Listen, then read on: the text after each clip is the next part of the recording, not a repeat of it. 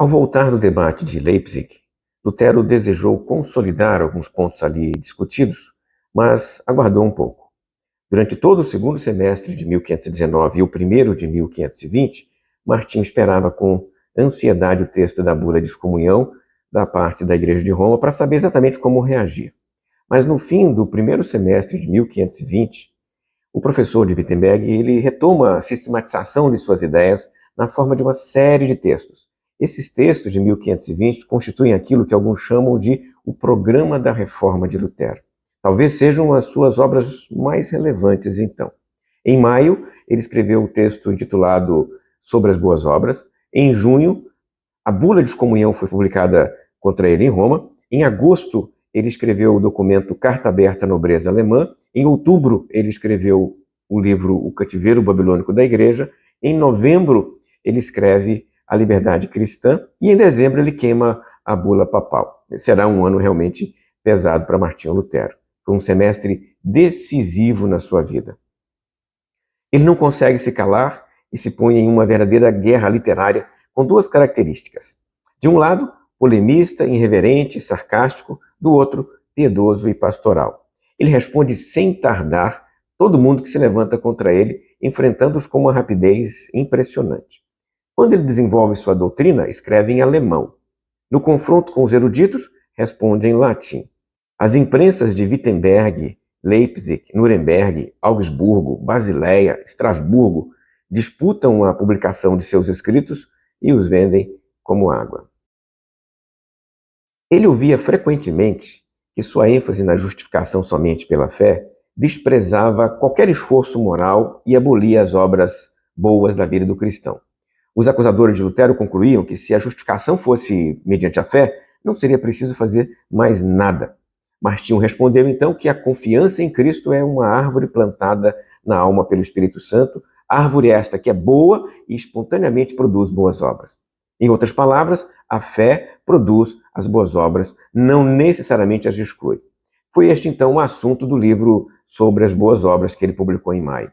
Nele aparece uma síntese da vida cristã na forma de uma exposição dos 10 mandamentos bíblicos.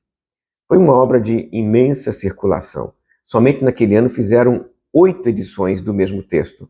É a primeira destas grandes obras de 1520. Além de Frederico, que era eleitor da Saxônia e senhor secular de Lutero, ele começou a receber também o apoio dos cavaleiros da Alemanha. Estes homens formavam naquele momento uma classe social em decadência, mas que entendia ainda assim que o conflito de Martinho Lutero contra Roma era uma coisa boa para o Império Germânico. Os acenos desses cavaleiros encorajaram Lutero a escrever o documento intitulado Para a Nobreza Cristã da Nação Alemã sobre a Reforma do Estado Cristão. Este texto foi publicado em agosto de 1520. As questões religiosas deram lugar aqui, neste texto, a aspectos políticos e sociais. Ele foi escrito em alemão, com um estilo vigoroso, mas popular. Lutero entendeu que se encontrava em uma situação de perigo. Por isso ele recorreu a estes compatriotas leigos, começando pelo imperador e pelos príncipes, mas terminando com estes cavaleiros germânicos. Eles eram vassalos do imperador, eram um grupo que estava nesse momento sem grande poder, sem grande função dentro do império, e por causa disso eles possuíam um forte anticlericalismo. Martinho Lutero entendeu que talvez neste grupo, com estas pessoas, ele conseguisse ajuda para sobreviver à bula de excomunhão da Igreja de Roma. Então, usando a imagem da derrubada das muralhas de Jericó, está no texto de Josué capítulo 6, Lutero abordou o que ele chamou de 3 muros construídos pela Igreja para se defender dos poderes seculares e impor a sua autoridade sobre a sociedade. Segundo Martinho, o primeiro muro surgiu quando tentaram forçar a Igreja com o braço do Estado. O que a Igreja fez? Ela proclamou que o poder temporal não tem direito sobre ela. Pelo contrário, é o poder eclesiástico e espiritual que se estabelece sobre o poder temporal. O segundo muro foi edificado quando se tentou repreender a Igreja com as Escrituras, e ela reagiu, afirmando que somente o Papa tem competência para interpretar a Bíblia. O terceiro e último muro foi edificado quando se ameaçou a Igreja com um concílio, e a resposta foi que somente o Papa pode convocar um concílio. Estes eram os 3 muros que Lutero se propõe a derrubar com este livreto. Ele escreveu que o primeiro muro será destruído quando se perceber que não há distinção entre eclesiásticos e leigos, porque todos têm um mesmo batismo, um mesmo evangelho e uma mesma fé. É falsa, então, a distinção entre clérigos e leigos. Todos foram consagrados sacerdotes de Cristo através do batismo. Está formulada assim a doutrina que será conhecida como sacerdócio universal de todos os crentes. E uma vez estabelecido o sacerdócio comum dos crentes, não sobra outra autoridade que não o poder civil. Os príncipes, que também são sacerdotes, receberam de Deus a espada da justiça e podem realizar por si mesmos a reforma que as autoridades eclesiásticas se recusavam a fazer. O segundo muro, que deveria ser destruído ali pela comunidade germânica, era um muro edificado pelos defensores do papado, que argumentava que somente o Papa tinha autoridade para interpretar a Bíblia. Para Lutero, estes clamores por autoridade hermenêutica deveriam ser jogados no chão pela fé no sacerdócio universal de todos os crentes. Por quê? Porque cada pessoa, guiada pelo Espírito Santo, tem competência para ler e interpretar a Bíblia. Para isso, então, basta democratizar o acesso ao texto sagrado. Naquele momento, a expressão livre exame das Escrituras não chegou a ser usada, mas começou a circular neste sentido já a partir do século XVII. O terceiro muro tem relação com a autoridade dos concílios. Para a tradição conciliarista, o concílio está acima do papado, mas segundo a Igreja Romana, somente o Papa pode convocar um concílio. Desde o debate de Leipzig no ano anterior, entretanto, Lutero rejeita a tradição conciliar. Ele preferiu levar os seus leitores para o primeiro concílio, o Concílio de Jerusalém, que está escrito lá em Atos 15, como a maior fonte de autoridade sobre a igreja, maior até do que qualquer outro concílio que veio a acontecer posteriormente. Lutero, então, nega a infalibilidade da hierarquia eclesiástica. Ele entende que havia uma enfermidade na igreja, mas a cura não estava nas mãos de Roma ou de qualquer bispo. O remédio estava de posse do imperador, dos príncipes e das autoridades da Alemanha.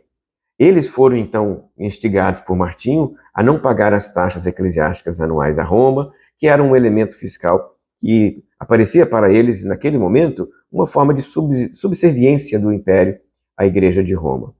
O programa deste panfleto que Martinho escreveu caminhava na direção de uma Igreja Nacional Germânica, e neste sentido ele foi um grande sucesso. Em 18 dias a primeira edição já estava esgotada. 2 meses depois do livro dirigido à nobreza alemã, nasceu outro dos grandes escritos de Martinho, intitulado Sobre o Cativeiro Babilônico da Igreja.